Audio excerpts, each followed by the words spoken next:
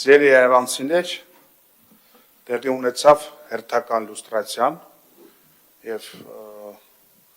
բոլորը ականատես եղան, թե երիցս իրականում ով ինչքանով է ինքնուրույն, ով ինչքանով է քաղաքական, ով ինչքանով է երևանցու շահերը սպասարկում, բայց այդտեղ ոչ մի արտառոց կամ սենսացիոն բան չկա, հանրային խմբակցության են հավաքանու անդամները, ովքեր ապահովել են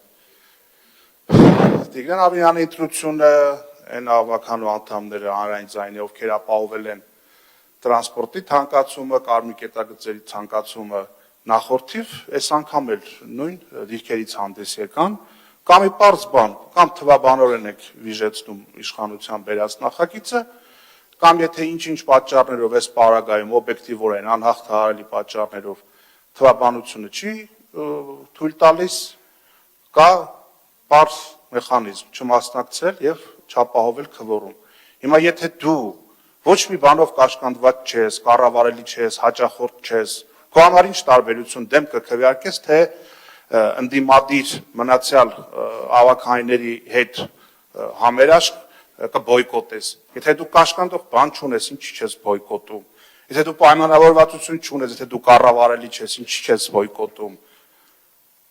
Իրականությունը պարզ է,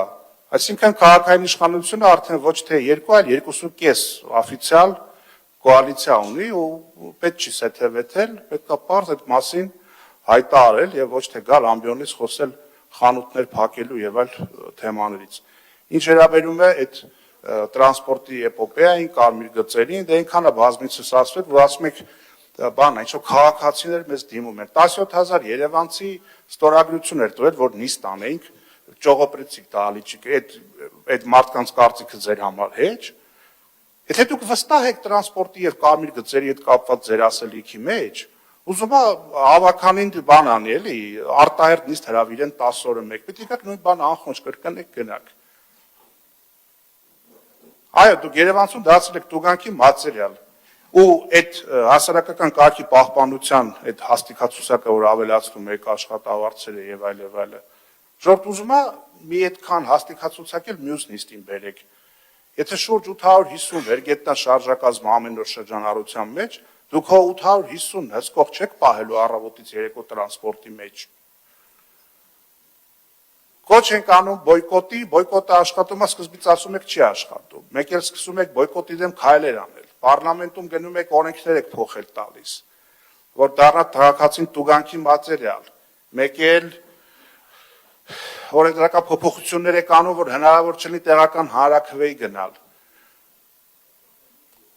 Ու արդյունքում ինչ ունենք, արդյունքում ունենք այն, որ դուք Երևանցում շարունակում եք տուգանել, բայց դուք փորձեք երեկոյան ժամը 18-ից հետո խոշոր կանգառներում կանգնել, տեսնել դուք, որ մտնեք տրանսպորտ, հնարավորություն կունենաք մոտենալ վալիդատորին եւ վճարել, այսինքն դուք ստեղծել եք օբյեկտիվ պայմաններ բոյկոտի համար, որ շատ դեպքերում մարդը ուզենալ չկարողանա վճարի։ Եվ դա հակահայվալության նոնսենս է, սկզբից ծառայության որակն է բարելավում, հետո նոր ծառայությունն են միգուցե թանկացնում։ Ասենք մի տարի շարունակ ասեցինք, թողեք մի տարի միասնական տոմսային համակարգը աշխատի, սեզոնային գործոններն էլ հաշվի առնելով վայրի վերումները, տեսնենք ֆիքսված թիվը ինչքան է Երևանում ուղևորաշրջանառության, հասույթը որքան է կազմում 100 դրամով, ծախսը որքան է, տարբերություն կա թե չկա, դոտացիայի կարիք կա թե չկա, եւ կայացրի քաղաքական որոշում, եթե դա ինչ-որ փոքր գումար էր, մեր համոզմունքով պետք է չլիներ, բայց անգամից եթե լիներ, եթե դա փոքր գումար էր, 25 թվականի բյուջե, 24 թվականի համեմատ շուրջ 40 միլիարդ դրամով ավելին էր։ Ու այդ որ հպարտությամբ ընդգծում եք, որ քաղաքի սեփական եկամուտները երկրաչափական պրոգրեսիայով աճում են, բայց այդ քաղաքի այդ եկամուտների մեջ սեփական տրանսպորտը սուբսիդավորելու փող չկա, բայց ինչի համար փող կա։ Ցեք Երևանի Երևանը լի քեֆ ուրախություն կազմակերպենք, գնանք հրապարակում տենց լավ ժամանակ անցկացնենք, ամանորյա լույսերի տոնավան հրավառություն կազմակերպենք, չգիտեմ, տարբեր փառատոններ ֆինանսավորենք։ Եկել դե շինթույլտվություններ է, բանակը բաժանենք, ինչքան փող եկավ, ով էլ չհասցնի, փողի դիմաց էլի կերկարաձգենք, թող քաղաքի էկոլոգիայի հերն էլ անիծվի։ Սիրելի երևանցիներ, շատ պարզ է իրականում, ով ինչ մոտիվացիա ունի, ով ինչ դիրեկտիվաներ ունի եւ որքանով է պատրաստ թե առաջիկա ընտրական գործընթացներին, թե առհասարակ այս շենքից դուրս գալուց հետո Երևանցու աչքերին ուղիղ եւ շիտակ նայելու համար։